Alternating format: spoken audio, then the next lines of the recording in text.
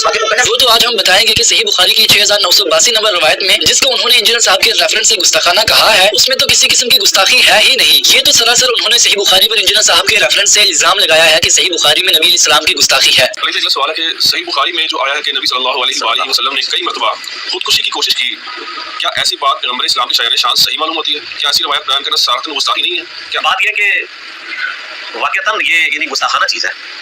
پیغمبر کے بارے میں یہ ویژہ نہیں کیا جا سکتا کہ وہ خودکشی کی کوشش کریں گے. تو باقی رہی بات کہ انجینئر صاحب نے اسے گستاخانہ کیوں کہا، تو ہم یہ بتا دیں کہ یہاں پر انجینئر صاحب سے مس ہینڈلنگ ہوئی ہے، کیونکہ انجینئر صاحب کے اسٹوڈنٹ غلام محی الدین بھائی نے کافی عرصے پہلے یہ سب کلیریفائی کر دیا تھا. اب رہا یہ کہ وہ بریلوی مولوی نے کہا تھا کہ علی بھائی نے اس روایت کو گستاخانہ روایت کہا ہے، تو ہم علی بھائی سے کہا کرتے ہیں اس حوالے سے کہ یہ روایت بالکل گستاخانہ نہیں ہے. بلکہ میں آپ کو بتا دوں کہ کچھ عرصہ قبل میری علی بھائی سے بات ہوئی اس حوالے سے، اور میں نے یہی دعائیں جب ان کے سامنے رکھی تو اللہ کی مہربانی سے انہوں نے ایگری کیا میری دلائل کے ساتھ، اور انہوں نے کہا کہ میں انشاءاللہ اس کے اوپر آئندہ کسی بھی کے اندر ضرور ریکارڈ. بسم اللہ الرحمن الرحیم. دوستو آپ سب کو بہت بہت مبارک ہو. مفتی راشد محمود رضوی صاحب کی محنت رنگ لے آئی. انجینئر محمد علی مرزا صاحب اب بخاری شریف کی وہ جو روایت جس میں مرزا صاحب نے پہلے کہا تھا کہ یہ عبارت گستاخانہ ہے، اب اس سے رجوع ریکارڈ کروا رہے ہیں، اور جب اس سے رجوع ریکارڈ ہو جائے گا الحمدللہ ہمارا مقدمہ کامیاب ہو جائے گا. پھر مرزا صاحب کو چشتی رسول اللہ سے بھی رجوع کرنا پڑے گا. اس کی وجہ کیوں، پوری ویڈیو دیکھیں، آپ کو انشاءاللہ ایک ایک اسٹیپ کر کے ساری چیزیں بتاؤں گا کہ کس طریقے سے جب بخاری سے رجوع ہوگا اور اس حدیث سے رجوع ہوگا جس میں پیارے آقا صلی اللہ تعالی علیہ وسلم کی خودکشی کرنے والا معاملہ جس کو انجینئر صاحب نے کہا کہ یہ گستاخی ہے، اس سے اگر رجوع ہو گیا تو مرزا صاحب چشتی رسول اللہ سے بھی رجوع کریں گے. وجہ کیا، آئیے سماعت کیجیے. دوستو سب سے پہلے مقدمہ سمجھیں.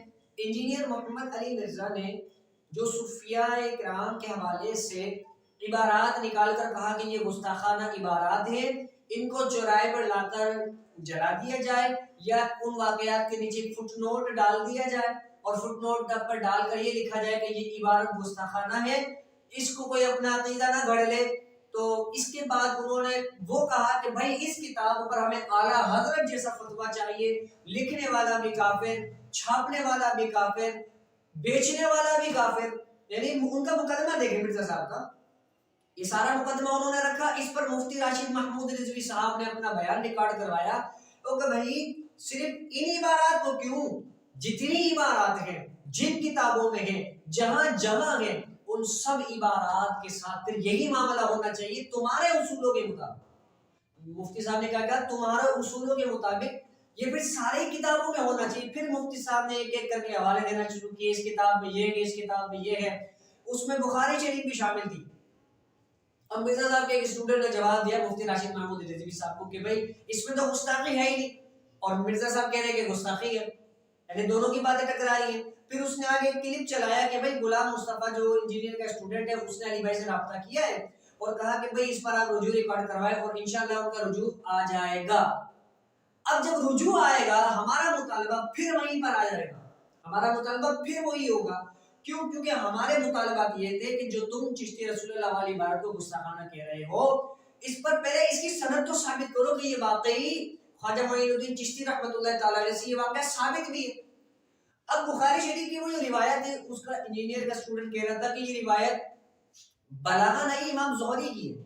ٹھیک ہے، تو بھائی امام زہری سے اگر یہ روایت ہے تو ہمارا مقدمہ یہ نہیں ہے، ہمارا یہ مقدمہ ہے کہ یہ روایت بخاری میں ہے، نہ کہ یہ ہمارا مقدمہ یہ تھا کہ یہ متصلاً ہے، بلاغاً ہے، یہ ہمارا تھا ہی نہیں کہ یہ ضعیف روایت ہے.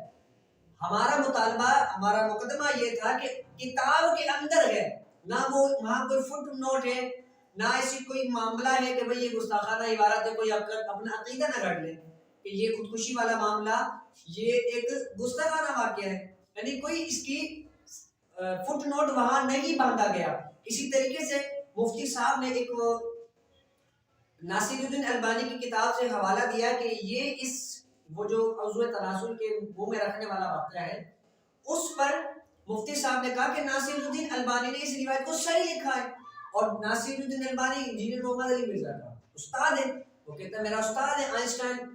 تو اب رہی بات، وہ انجینئر کے اسٹوڈنٹ کہہ رہا تھا کہ بھئی ہم کسی کی تقلید نہیں کرتے، اگرچہ ناصر الدین البانی نے اس کو صحیح کہہ دی. او بھائی پھر فتویٰ دو نا، नासिरुद्दीन अलबानी पर तुम चिश्ती रसूल अल्लाह की रट लगाते हो, नासिरुद्दीन अलबानी पर कब फतवा दोगे गुस्ताखी का? कब इस पर वीडियो रिकॉर्ड करवाओगे कि ये नासिरुद्दीन अलबानी की गुस्ताखी है? इसको छापना बंद करें। इस रिवायत को यहाँ क्यों लिखा गया है और इसने सही क्यों लिखा है? तो हमारे मुकदमे को अल्हम्दुलिल्लाह अगर ये हो जाता है, रुजू रिकॉर्ड हो जाता है, तो अल्हम्दुलिल्लाह चिश्ती रसूलुल्लाह वसल्लम का मसला भी हल हो जाएगा। क्यों? क्योंकि उसकी सनद नहीं है और वो मुस्तनद नहीं। और फिर हमने बाकायदा तौर पर मुफ्ती साहब ने दलाइल के साथ साबित किया कि हमारे अकाबरीन मिर्जा के पैदा होने से पहले इसका रद्द कर चुके हैं।